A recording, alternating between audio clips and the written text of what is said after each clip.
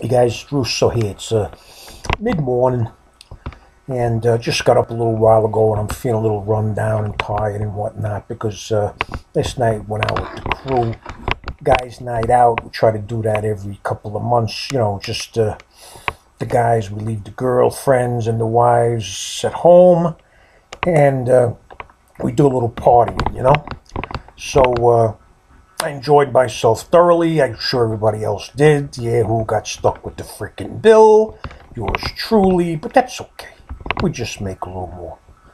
But anyway, I got a few PMs in the past week from my prescribers that wanted to know a little bit more about my card show recap last week, because I made it pretty much when I got home, and again was a little tired then, so didn't really go into too much details. And you tell me how much you look forward to my recaps and that you wanted more, so I'll give you a little more, you know.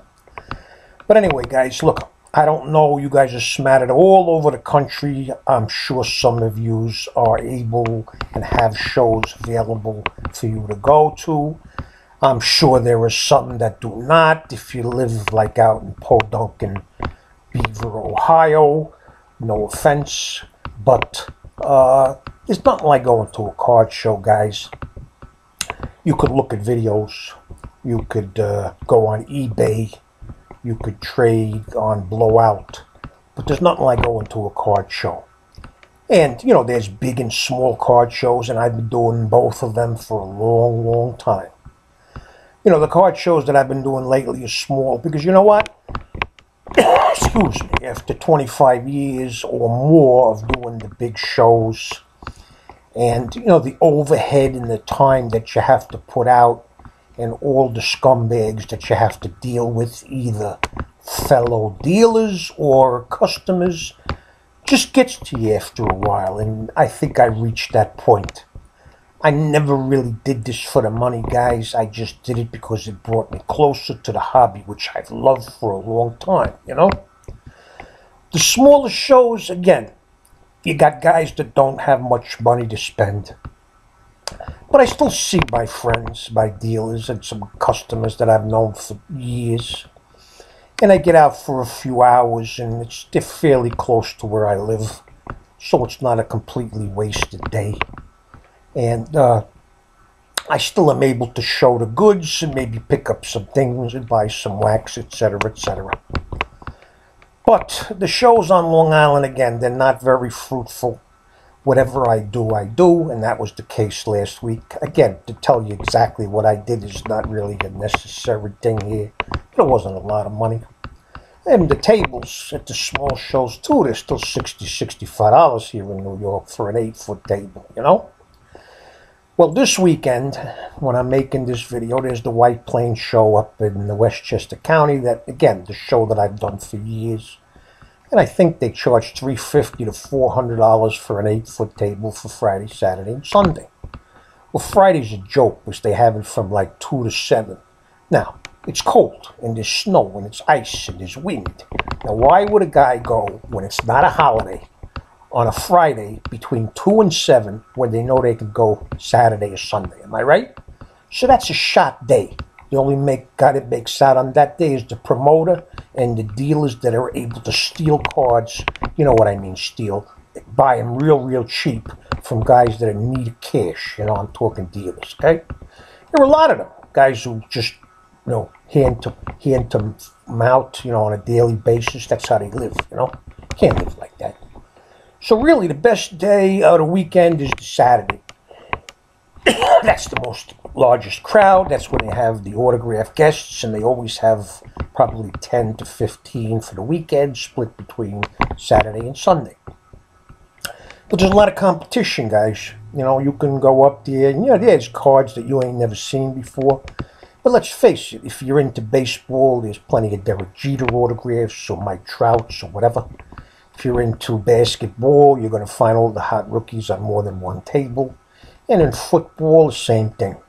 So you got to have the card for a few dollars less than the next guy, or they'll buy it from the guy that they like the most.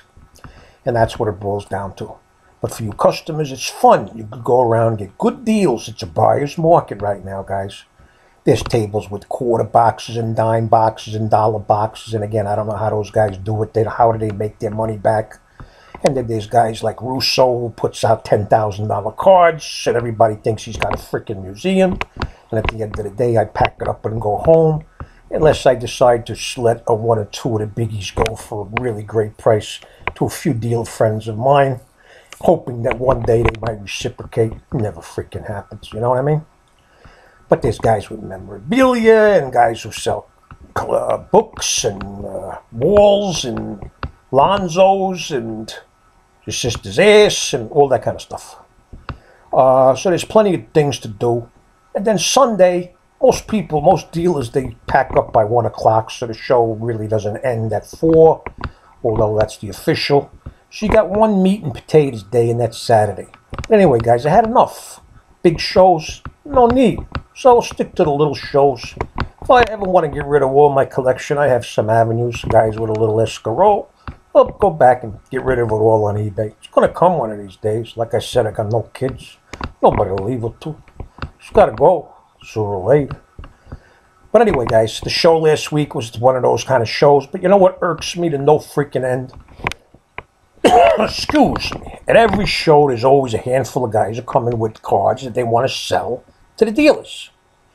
They don't want to spend the whole day there. They don't want to spend the money for a table, so they walk around and they go to all the dealers who they see are selling the same type of cards that they might bring in.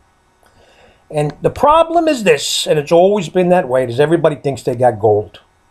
And I'm just using this for example. Let's say they got a Mike Trout autograph that sells on eBay for $500. And they know that. Believe me, they know that. So they come around and they want $499. Now you tell me, well, that makes sense for the dealer. I always tell the guys, you know what? You should squat your ass behind this freaking table for 6 or 7 hours or more, setting up, putting the shit away, dragging it to the car, the overhead and so forth and so on, and tell me what you think you could get for that card if you were on this side of the table, okay?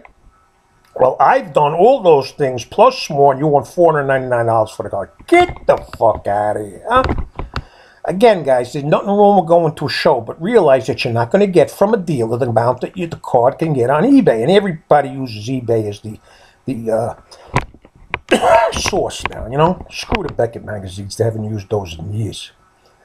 But anyway, all I'm saying is, again, I very rarely buy a card from a guy walking around, although there are some nice cards to be had, because everybody wants too much. Screw you. Who the hell are you, all right? Look, I'm the one with the overhead. You ain't got shit. You can leave right now if you'd like. Look, I'm pleasant. I'm not mean to these guys, but that's how I feel. And so that's probably my biggest, problem. And the guys who look through my dollar box and wants everything's for a quarter, 50 cents, I give deals, but hey. And the same thing is with everybody else, But overall, like I said, I wouldn't give it up 100% for the world because I enjoy spending my time with the hobby and my buds, all right? Now, there's 8.5 minutes of bullshit, and I haven't shown you nothing, but I hope you enjoyed the video. Because you know what? Now's the time for the drum roll. Mrs. Russo picked the winner of the Ted Williams rookie card. Yeah. And there's one winner, and she picked it out of the spaghetti bowl, and the winner is Jay McGillicuddy. Probably the oldest guy here on YouTube, but also one of the nicest, and I am so happy that he was the recipient of this card because he is a Red Sox fan. No? So McGillicuddy, even though I may have your address, and I do, so that I know you've watched the entire 10 freaking minutes of this video, please email me, PM me, UPS me, FedEx me your full mailing information, and I will send it out on Tuesday, being MLK is on Monday. Congratulations, and for all of those that put comments on my video last week and will do so now, God bless you and have a great weekend. Ciao.